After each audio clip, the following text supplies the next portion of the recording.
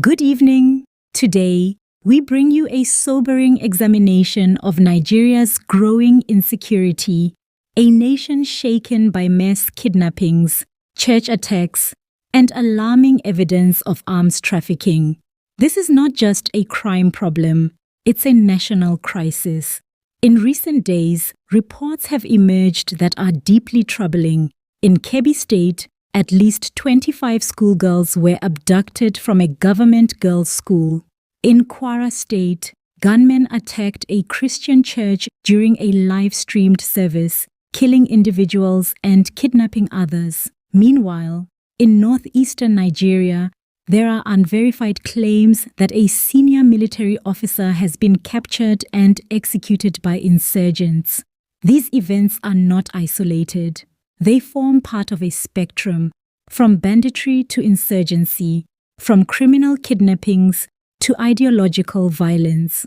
But beyond these headlines, there is video evidence that reveals a more complex and disturbing dimension: weapons trafficking. In the video, a man identified by local sources as a pastor is seen being arrested. According to the footage, he is in possession of weapons, allegedly destined for armed groups operating in conflict-affected regions. This is not speculation. The full unedited video, which we have reviewed, appears to show law enforcement agents detaining the man, examining weapon components, and documenting the seizure. This raises critical questions. How deep do illicit arms networks go? Who is supplying these weapons? And for what purpose? To understand this better, we need to separate some myths from reality. First, violence in Nigeria does not discriminate by religion. The crisis affects Christians and Muslims alike. Many leaders caution that framing the conflict purely as a religious war risks oversimplifying. Yes, there are Christian victims. Yes, there are Muslim victims. But the drivers often cross faith lines. Second, the role of criminal networks. These aren't just ideological insurgents. There are criminal arms dealers, profiteers, and local brokers. In some cases, individuals from religious institutions are allegedly involved in supplying weapons. Third, ideological insurgency remains very real. Groups such as ISWAP and other extremist factions operate in the shadows. If religious or community leaders are involved in supply chains, it suggests a fusion of ideology and criminal enterprise. The implications are serious. Sectarian risk. If we allow these attacks to be framed only in religious terms, we risk deepening mistrust. That fuels division, and division weakens our ability to fight insecurity. External influence.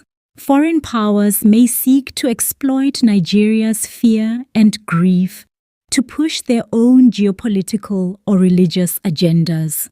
We must ask, who benefits when Nigerians are divided? Trust deficit. When communities lose faith in the state's ability to protect them, whether from bandits, insurgents, or even rogue individuals within religious institutions, the social fabric frays.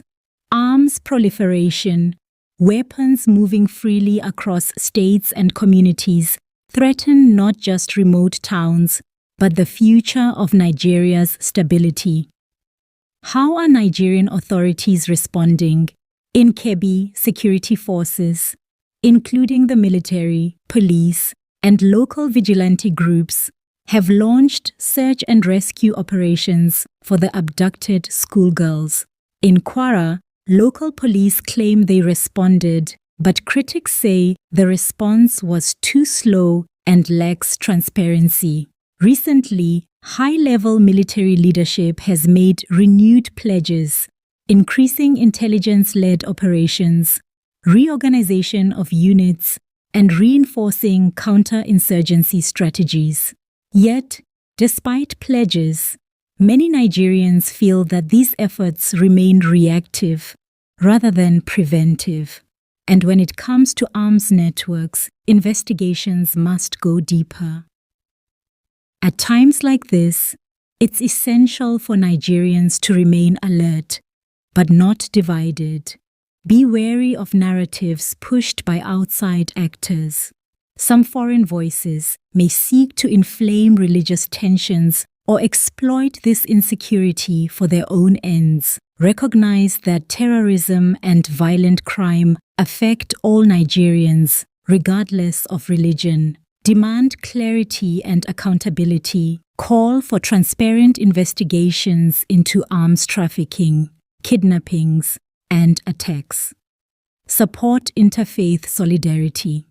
When Muslim and Christian leaders speak with one voice, calling for unity, peace, and justice, that is a powerful counter to division. So what can we, as citizens, do right now? 1. Share verified information, not rumors. 2. Press your local representatives. Ask how they are addressing security, how they are tracking arms supply chains. 3. Support civil society organizations working on security, peace building, and interfaith dialogue. 4. Stay engaged. Follow independent media. Support investigative journalism. Nigeria is at a dangerous crossroads.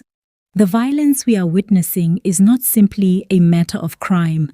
It is part of a larger, more complex battle. A battle that touches communities, faiths, and the very future of our nation. But there is hope, not in despair, but through awareness, solidarity, and accountability. Thank you for watching. Please like, share, and subscribe so that more Nigerians can hear this story. Together, we can help build a safer, more united Nigeria.